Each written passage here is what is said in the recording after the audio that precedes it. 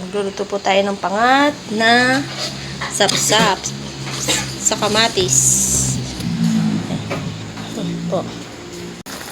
Ayan po,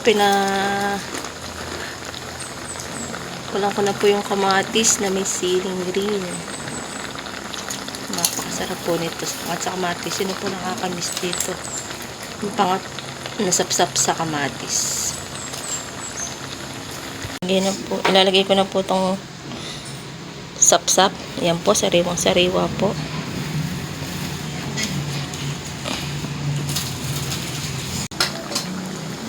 Ayan na po, nakalagay na ang aking sapsap. Konting kulo lang po ito, luto na. Ayan po, sila po nakakamiss sa inyo sa pinangat sa kamatis na sapsap. Sarap yan. Sarap po yan. Dapat na siyang maluto. Sapsap, pangat sa kamatis.